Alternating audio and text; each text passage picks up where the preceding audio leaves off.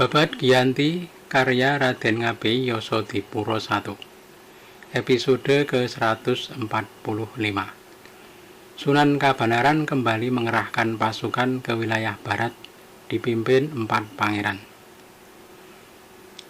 Sang Raja Kabanaran membagi tugas kepada para punggawa. Pangeran Mangkunagara ditugaskan ke wilayah mancanegara, ke tempat penugasan semula di Ponorogo. Sedangkan yang akan ke wilayah barat adalah punggawa baru Sultan Banten Tubagus Buwang, disertai para adipati dan para kerabat.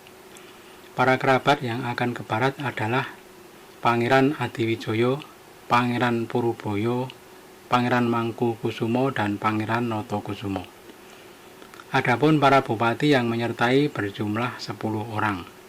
5 orang bupati berasal dari pesisir, termasuk Pangeran Notokusumo. Panglima perang yang ditunjuk ke barat adalah Ki Tumenggung Jayadirja dan Adipati Suryonagara. Para bupati yang mendampingi adalah Tumenggung Mandoroko, Tumenggung Wirodigdo, Tumenggung Mangkudirjo, Tumenggung Jayarata, Tumenggung Pusparana, Tumenggung Jagaulatan, Tumenggung Tirtonagara, Tumenggung Cakrajaya, Tumenggung Sawunggaling, Tumenggung Kartonagara, dan Tumenggung Ngurawan. Juga para bupati dari pesisir, yakni Tumenggung Danurejo, Tumenggung Wironagara, dan Tumenggung Cakranagara dari Pemalang. Adapun yang bertugas menjaga tanah Padang ada 6 bupati. Tumenggung Surawijaya, Tumenggung Suramangunjaya, Tumenggung Suradigdaya, Tumenggung Surawinangun, Tumenggung Kartodirjo, Tumenggung Brajadenta, dan Tumenggung Brajamusti. Adipati Martapura sebagai sesepuh juga diminta memantau wilayah Pajang. Sang raja sendiri mempertimbangkan akan berangkat ke Surabaya.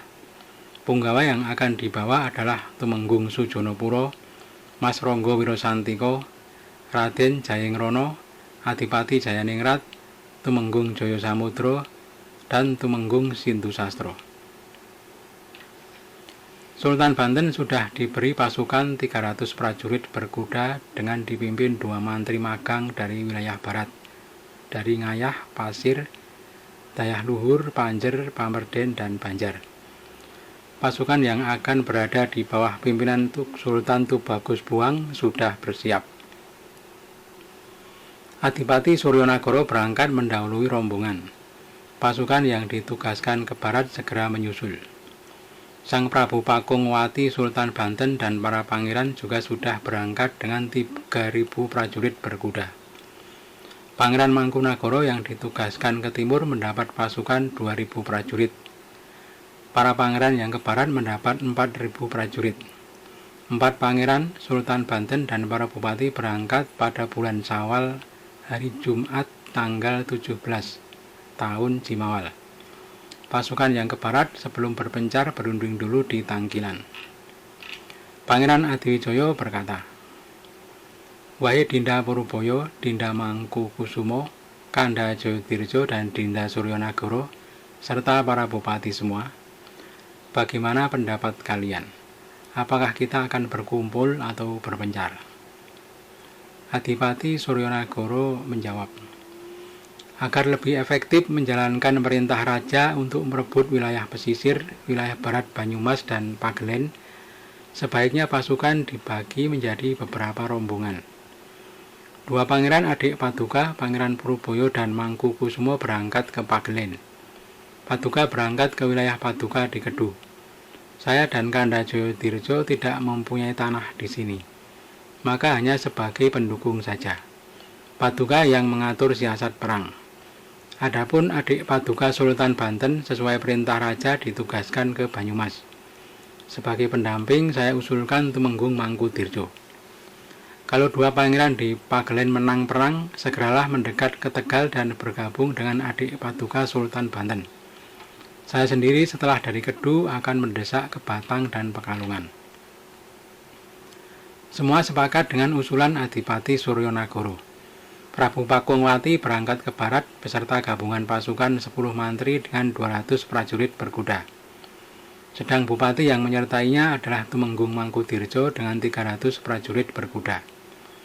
Prajurit Prabu Pakungwati yang dibawa dari Banten hanya 30 prajurit berkuda, dan yang lainnya berjalan darat. Kalau dijumlah, seluruh pasukan terdiri dari 2.000 prajurit, baik yang berkuda maupun yang berjalan darat. Pasukan dua pangeran, Puruboyo dan Mangkukusumo, berangkat ke arah barat daya menuju Pagelen dengan 3.000 prajurit. Pangeran Adiwijoyo disertai Adipati Suryonagoro dan Tumenggung Jayadirjo menuju ke utara. Para bupati yang juga ke utara adalah Tumenggung Mondoroko, Tumenggung Singoranu, Tumenggung Wirodikto, Tumenggung Urawan, dan Tumenggung Joko Ulatan. Juga ikut serta dua anak dari Tumenggung Mangkuprojo yang dulu dihukum mati, yakni Mangkuwijoyo dan Mangkudiwiryo. Adapun pasukan yang akan ke pesisir dipimpin Pangeran Notokusumo dengan membawa 4 bupati pesisir, Bupati Brebes, Bupati Batang, Bupati Pemalang, dan 1 Bupati Tegal. Jumlah prajurit bersenjata ada 4.000 lebih. Masing-masing rombongan pasukan sudah berpisah jalan. Sementara itu pasukan Kumpeni yang berbaris di Kedu sudah menyingkir semua ke Ambarawa, karena mendengar Sunan Kabanaran akan datang. Tetapi mereka kemudian mendapat kepastian bahwa yang datang bukan Sunan sendiri. Mayor Sakeber bermaksud menghadang pasukan Mataram. Sudah dikumpulkan para upsir dan para tumenggung. Kapten Sungrat dan Letnan Kulman disuruh mendahului berangkat. Sesampai di Kedu, kedua pasukan sudah berhadap-hadapan. Agar tidak mengganggu rencana semula, Pangeran Adiwijoyo memisahkan diri dari Adipati Suryonagoro. Pangeran Adiwijoyo yang akan menghadapi Sakeber dan teman-temannya. Sedangkan Adipati Suryonagoro dan Jayadirjo meneruskan perjalanan ke Kedu. Pangeran Adiwijoyo membawa 4 bupati, Tumenggung Mondoroko, Tumenggung Wirodikto, Tumenggung Joko Ulatan, dan Tumenggung Urawan. Adipati Suryonagoro dan Jayadirjo sudah menyeberang ke Kulon Progo dan menuju Paraan. Pangeran Adiwijoyo menuju ke timur dan pecahlah pertempuran di Ketos. Kapten Sungrat dan Kapitan Troy sangat pemberani dalam perang. Pasukan Kumpeni mengamuk bersama Letnan Kulman yang tangguh. Pangeran Adiwijoyo terdesak dan mundur sampai di Tarayem. Adipati Suryonagoro dan Tumenggung Jayadirjo mendengar bahwa Pangeran Adiwijoyo terdesak dalam perang di Kedu. Keduanya lalu kembali lagi untuk membantu. Dengan menyeberang Sungai Porogo, mereka tiba di belakang musuh. Pasukan Kumpeni mendengar ada bantuan datang. Lalu mereka mundur ke timur laut dan berhenti di Pingit. Mayor Sakeber dan pasukannya sudah berkumpul di Pingit dan membuat barikade yang kuat. Hasil perundingan antara Adipati Suryonagoro dan Tumenggung Jayadirjo sepakat untuk memukul Kumpeni di Pingit. Pangeran Adiwijoyo memberikan pasukannya. Ada 800 prajurit berkuda. Pada malam hari kedua punggawa berangkat, namun di jalan mereka terhalang badai dan hujan deras. Jalanan gelap tak terlihat sehingga mereka berhenti di desa. Semalaman hujan tak berhenti dan baru reda di pagi harinya. Akibatnya barisan di Pingit melihat kedatangan mereka. Segera mereka memukul tanda perang dan heboh seluruh penghuni markas. Pasukan Kumpeni di Pingit merasa khawatir hatinya. Mereka kemudian mundur ke Ambarawa.